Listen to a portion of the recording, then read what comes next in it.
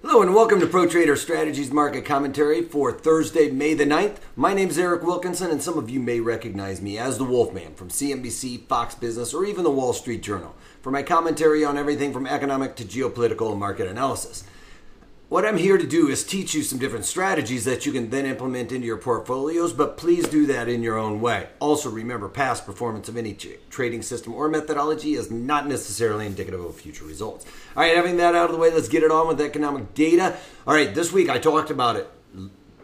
We have some pretty important data. Today we get PPI, tomorrow we get CPI. So PPI is Producer Price Index, and what that is, it's the pricing index that the producers have to pay for the raw materials to come in.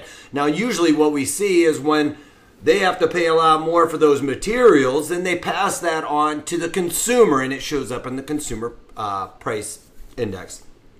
But the PPI is usually a leading indicator to the CPI, right? Because before the consumer feels those higher prices, the producer does. So it's one of the more important ones to look at. And it came in at unchanged at 0.2%, expected to be 0.2%. And then we got the core PPI, which is Producer Price Index. And what that does is it excludes food and energy because those things can be a little bit more volatile. You know, watching crude oil, right, on any given day.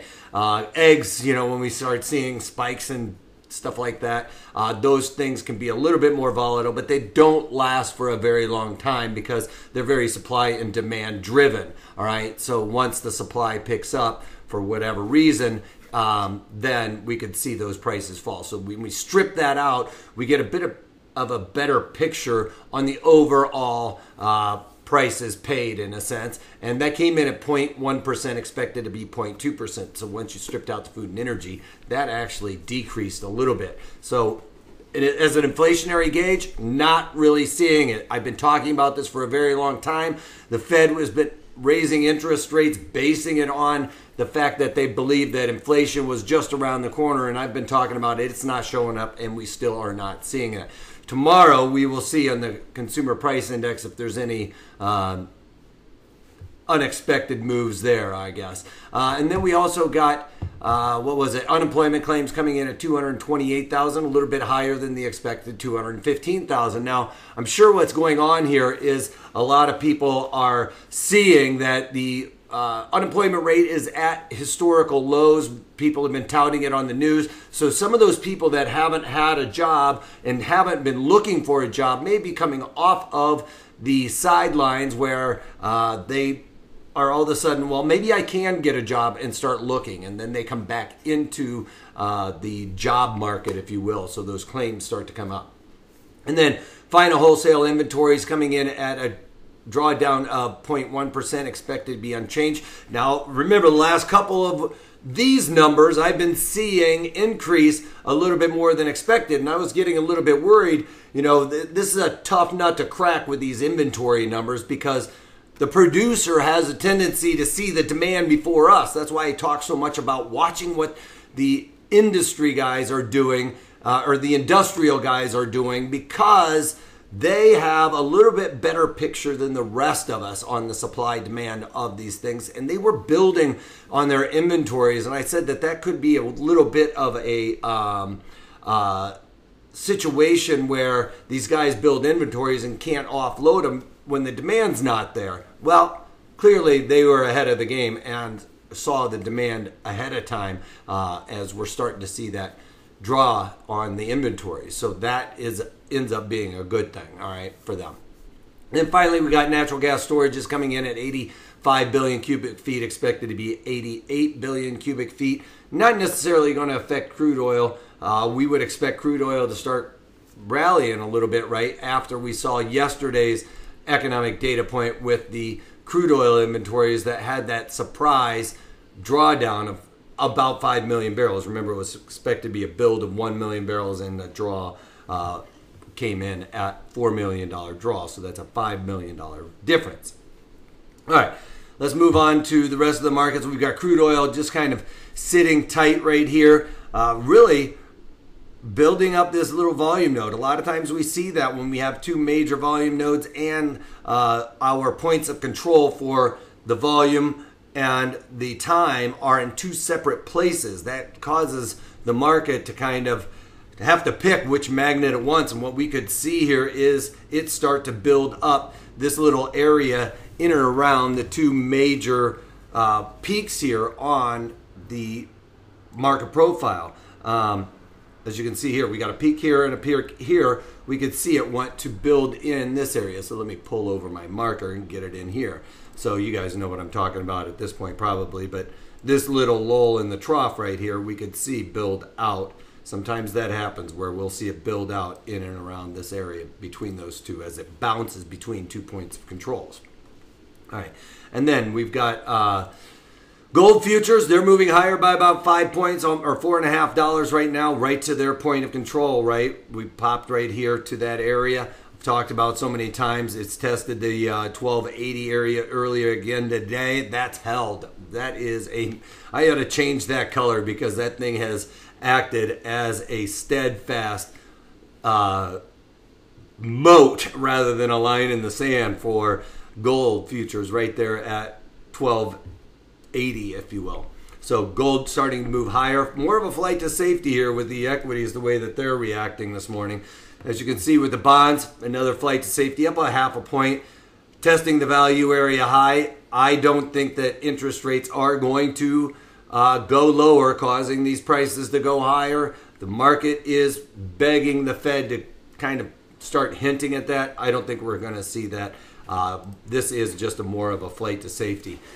VIX spiking again today. It was up almost into the 24 handle, 23.5, major move outside the value area. Now we're back inside that value area.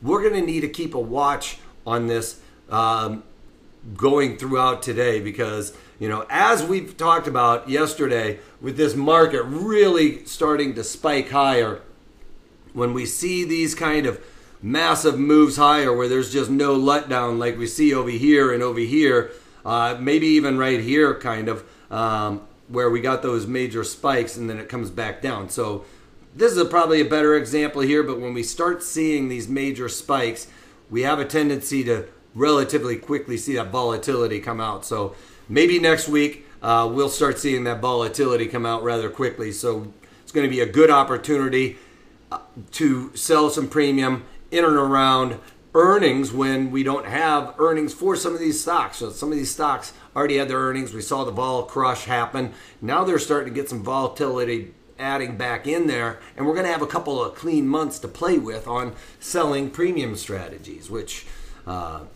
is finally getting exciting, right? So rather than having to do it in and around just the earnings trades.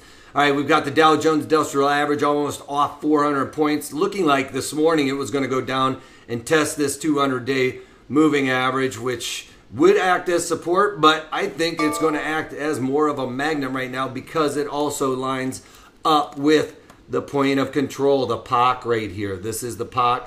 That is where the most time and volume has been spent. That acts as a magnet. Once we break down below, when you've traded up and above and you break down below the value area high, then the market wants to come to the POC, which is the magnet. And I think that that is a it has to happen at this point. We have to at least go down there and test it before we get a rebound higher. And with the tariff thing coming up tomorrow, I don't think that the market is going to rebound before we're seeing that.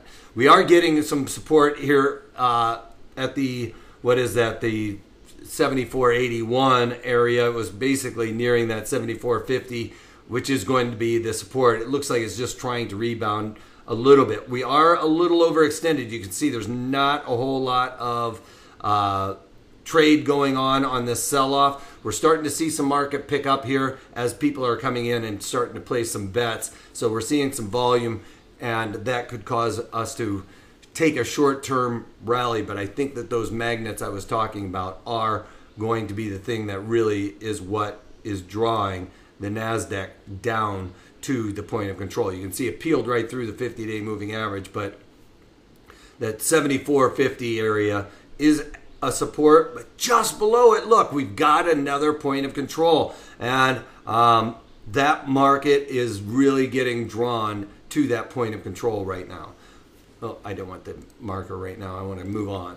All right, E-mini S&Ps came down to that Fibonacci area that I talked about yesterday, that 28.33, what was the low today? It was very close to that. I thought we were going to kiss my handle, but it came close enough almost for government work. What was that, 28.36? So a couple points off of that. You know, everybody makes fun of the way I draw my Fibonacci to line them up with, or at least give me a hard time about how I'm lining up my Fibonacci's to follow the way the market profile set up. I like to get some of those lines setting up together. So even though my 100% or my 0 is a lot higher, where we haven't even traded yet, the lines in the sand are coming to fruition. So the way I built this out, I like the way that those line up nicely. All right. And then here's another shot of the E-mini S&Ps on a daily chart. So we can see on the open just almost unabated bearishness straight down. Looks like we were going to go down and test my Fibonacci. It came up just slightly short of that. But you can see we're starting to build out a little volume node here. Or not a volume node. Well, volume node we are, I suppose. But I meant to say the monkey bars. The time is being spent down here gaining acceptance, which could be an indication that some of the shorts are really starting to cover at these levels. So we might start seeing a late day rally. You know, these late day moves are very counter trend to what we're seeing going on throughout the day. If we see the market really trending down all day, late in the day, we get that late day pop, right? Or if we are trending up, and then right at the end of the day here, we're getting that slam down. So we saw that happen here. We got the all-day rally, a slam down, and then we've got the all-day sell-off and then rally up. Yesterday, we got an all-day rally and a slam down. Today, we're getting a big slam down. I don't know. Are we going to rally back up and make this look like a nice little green doji to make everybody think that the buying opportunity is there? I don't know yet. We're going to have to wait to the end of the day to see how this market reacts. But with nothing changing on these tariffs, I would have to say the bearishness is not going to ebb anytime soon. Maybe the market will forget about it next week, but at this point, I think that there's just this dark cloud over the market right now. We've got this really dark cloud. Let's see if my black cloud will show up. I've got this black cloud over the markets right now, and it's not quite lightning yet, but it sure seems like we've got some ominous moves going on right now in the market. So I'm going to hold off a little bit. So I'm going to snap this over like this because I want to show my Google chart. I dumped it this morning. We are seeing real weakness, as you can see here at the 630 number. Equities really started falling out of bed. Google was counter trend, basically the NASDAQ and the E-mini S&Ps, more so the NASDAQ because the NASDAQ is tech heavy. That's where the Google lies. And when I was seeing the weakness in NASDAQ, the overall markets were not looking good. Gold was moving higher. I just decided to pull the ripcord on Google, and I'm not happy about it, but I decided to cover those and puke those at around 1160. So I'm not necessarily going to stay out of Google. I just didn't want to be in it any longer. You know, there's old saying on the floor that the market can stay irrational longer than you can stay solvent, and I did not want to eat any more crow with that Google. So I decided to pull the ripcord on that. I still have on my short calls in Google, and I'm going to hold on to those and let that collection come my way. So out of Google, but I might not be out of it for good. Is where it's at right now. I might end up day trading it. Who knows? So follow me on Twitter at Wolfman's blog to stay tuned on any trades I do after these market commentaries. I like to keep you guys in the loop as to what I'm doing. Also, check out Pro Trader Strategies. I'm going to be doing a webinar on the long call calendar. So when we've got vol spiking, I don't want to do that with that one. Let's get a different chart up here. When we've got volatility spiking like we're seeing here, we're getting vol spiking higher, right? Well, right now it seems to be affecting the front month options right now. So if we can sell a call in these front months here and then buy a call way back in the back months, what we're doing is we're selling vol up here and buying vol back here. And we hope that we're going to have an earnings out here that we get volatility increasing, because we'll see around earnings you get this vol spikes, right, to their nearer highs. So the one we're buying, we get that vol spike in, and the one we're selling, because we're in this really volatile market right now, I'm talking about it with that VIX, we get that spike in VIX, we should see a slam down. It could be the perfect opportunity to be selling those calls in this front month. We get the volatility crush, and market kind of chops around like I'm talking about, maybe work towards those points of control. Well, a month or two down the road, when we get that rally, a resumption to the highs, and maybe get equities to rally up in the SPY to SPY, I think was what is it, 29.91 is that high, somewhere right around there. That rally up to crush this number and make that 3,000 as the high. That's where we'll get that directional move and volatility expansion for our underlying. So check that out.